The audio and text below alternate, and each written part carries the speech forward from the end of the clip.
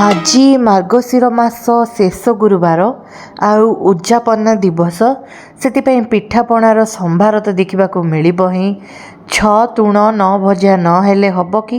ସେଥିପାଇଁ ମୁଗକୁ ବତୁରିକି ତାକୁ ଗ୍ରାଇଣ୍ଡ କରିକି ଏବେ ଚିନିର ପାଗ ବନେଇକି ଅଳ୍ପ ପାଣିରେ ସେଇଟାକୁ ଏଡ଼୍ କରିନେଲି।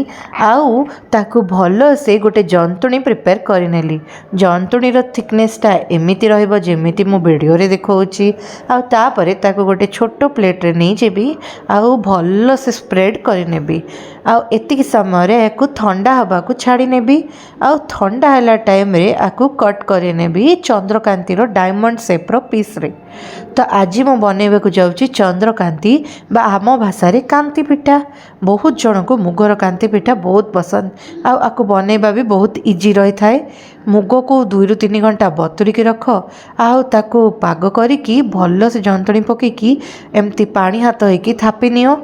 ମାନେ ଡ୍ୟାବ୍ ଡ୍ୟାବ୍ ଡ୍ୟାବ୍ ଡ୍ୟାବ୍ କରିକି ସାଇଜ୍ କରିନିଅ। ଆଉ ଟିକେ ଥଣ୍ଡା ହେଲା ପରେ ୟାକୁ କଟ୍ କର।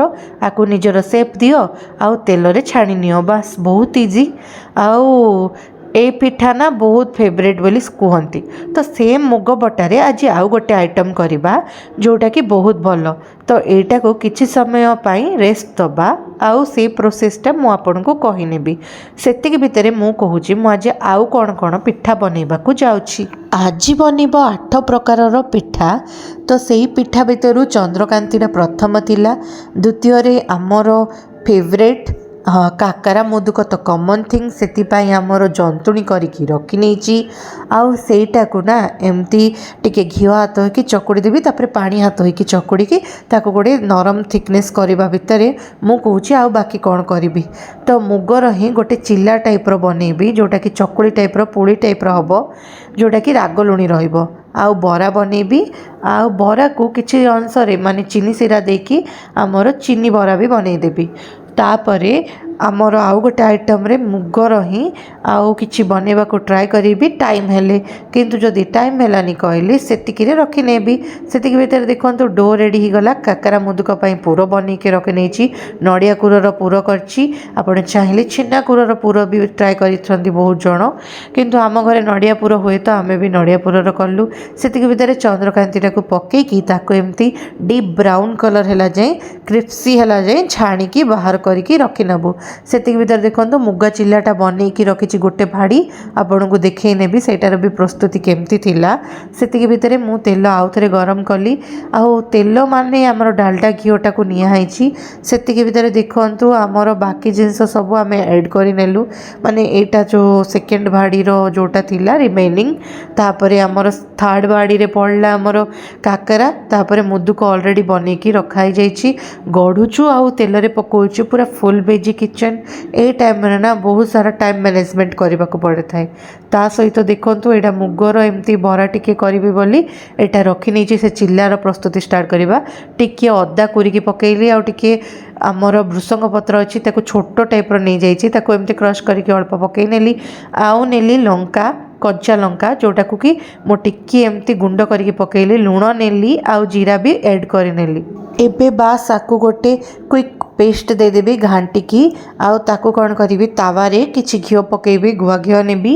ଆଉ ସେତିକି ଭିତରେ ଦେଖନ୍ତୁ ତାୱାଟାକୁ ଟିକେ ଫ୍ଲେମ୍ ହାଇ କରିକି ଆମର ଚିଲାଟାକୁ ଏମିତି ମୋଟା ଥିକନେସ୍ରେ ପକାଇଦେବି। ଆର ଥିକନେସ୍ଟା କେତେ ହେବ କହିଲେ ଗୋଟେ ସ୍କେଲ୍ର 0.05 ସେଣ୍ଟିମିଟର ଥିକନେସ୍ ରଖିଲେ ବରା ଟାଇପ୍ର ଏଇଟା ଫିଲ୍ ହେବ। ଆଉ ପୁଳି ଟାଇପ୍ର ଥିକନେସ୍ ଆସିବ। ଆକୁ ବାସ୍ ଟିକେ ସମୟ ଘୋଡ଼େଇକି ଦୁଇ ପଟ ଫ୍ରାଏ କରିଦେବା ଭଲସେ। ଆର କଲର୍ଟା କେତେ ଯାଏଁ ରୋଷ୍ଟ ହେବ କହିଲେ ସେଇଟା ବି ଦେଖେଇ ନେବି। ଫାଷ୍ଟ ଦେଖନ୍ତୁ ଆମର ଯେଉଁ ଟିକେ ଘିଅ ଏମିତି ଦରକାର ହେଲେ ପକାଇ ପାରିବେ। ଦେଖନ୍ତୁ ଆମର ଥିକନେସ୍ଟା ଏମିତି ରହିବ। ଆର ବ୍ରାଉନ୍ ହେଇକି କଲର୍ଟା ଏମିତି ଆସିବ ପୁରା ପିଠା ଟାଇପ୍ର। ସେତିକି ଭିତରେ ଆମ ବିରି ବି ବତୁରି ଦେଇଥିଲୁ। ବିରିକୁ ବି ଗ୍ରାଇଣ୍ଡ କରିନେଲୁ। ଆଉ ଚିନିର ଶିରା ବନେଇବା ପାଇଁ ଗୋଟେ ଗୁଜୁରାତିକୁ ଏମିତି ଖଣ୍ଡ କରିକି ଚିନି ଭିତରେ ଦେଲୁ। ଚିନି ଶିରାଟା ପରେ ପ୍ରସ୍ତୁତି କରିବା। ପ୍ରଥମେ ଆମର ବରା ଛାଣି ନେବା। ଏଇ ବରା କେତେଟା ଖାଲି ବରା କରିକି ରଖିନେବା। ଆଉ କେତେଟା ବରାକୁ ଚିନି ବରା କରିନେବା। ସେଥିପାଇଁ ଦେଖନ୍ତୁ ବରା ଗୁଡ଼ାକୁ 2-3 ଭାଡ଼ି କରିକି କାଢ଼ିବା। ଆଉ ଏମିତି କାଢ଼ିଲା ପରେ ଆମ ଚିନି ଶିରା ପ୍ରସ୍ତୁତି ଷ୍ଟାର୍ଟ କରିବା। ଏଥିପାଇଁ ଅଳ୍ପ ପାଣି ଏଡ଼୍ କରିଦେଲି ହାଇ ଫ୍ଲେମ୍ରେ ହିଁ। आउ तापर याको एमती सटे करवा स्टार्ट कली जितेबाला जाकि आमर गोटे सूता भाया धागा आसीनी एबे रेडी आमर बरा को ऐड करिकी गोटे ट्विस्ट आउ स्टिर देकी रखिनेली। आमर अन्य एक डिश पाई मु गली बरा को माने बरार जो डो थिला सेतिरे ही एटा को गोटे पोली टाइप रो बनै नेली थिक आउ सेतिरे टिके गुड़ ऐड करदेली तो पिठाटा कारामलाइज हेकी पैनकेक भलिया हे गला। एटा आमर पोली जोटा कि बहुत ही क्विक स्टेप रो हुए आना एक्सट्रा चीनी सीरा बनवा को दरकार पड़ेनी माने गुड़र सीरा बनवा को दरकार पड़ेनी क्विकली हो जाए। मंडा पाई सेम आमर जो सुजी चंतुणी थिला जोटारे काकरा मुदुक होला सेम मुदुक स्टाइल बनईदेली आकु स्टीम करनेली कौन पाई मुगर पूरा स्टफिंग आमर क्या भी पसंद नहीं तो से एटा गरम गरम बाहर करिकी एबे चलिली सर्व करने को आमर लंच प्रिपरेशन पर देखी प्रथमे देखो लंच कौन होता।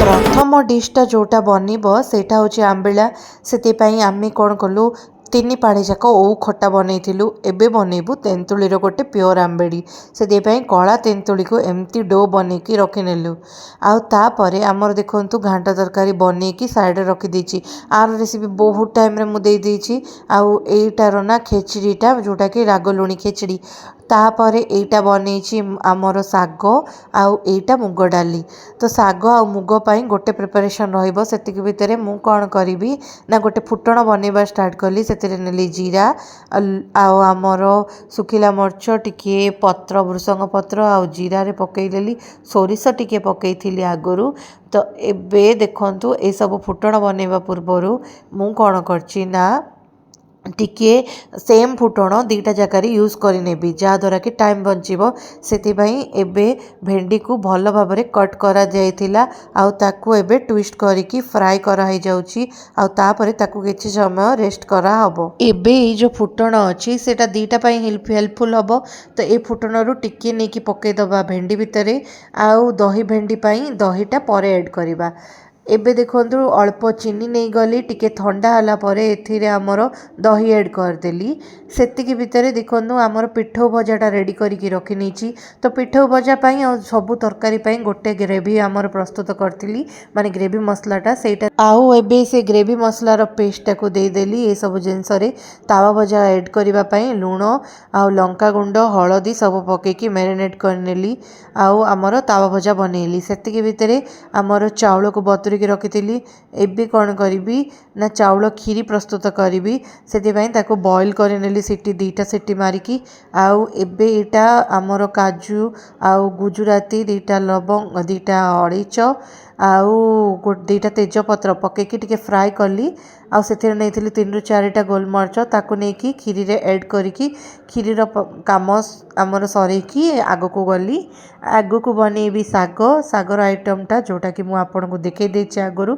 साग आ डाली गोटे थर रे प्रिपेयर कली जहाँद्वारा कि इजी हम माने सीटी दीटा मारिकी प्रेशर कुकर रे प्रथमे आमर डाली प्रिपेयर करथिली तारे छुंक लगेदेली आ सेतिकी डाली को यूज करिकी आमर साग हो गला बहुत गोटे जिनस फुटण रे दीटा आइटम रेडी हो गला आउ सेतिकी भितर आंबेटा भी बनी जाइछि आउ बहुत बढ़िया बनीची तो आमर ब्लॉगटार आउ 3टा ब्लॉग रे मु बहुत बढ़िया बढ़िया रेसिपी यार फुल डिटेल्स रे देइछि कौन पाई 3 पानी रे सब जिनस सेम हेतला तो तार रेप्लिका कौन पाई बनैबी बोली कि वीडियोटा बहुत शॉर्ट अच्छे जदि आपन देखि नांती जाइके टिके देखि नियंतु। Bye bye.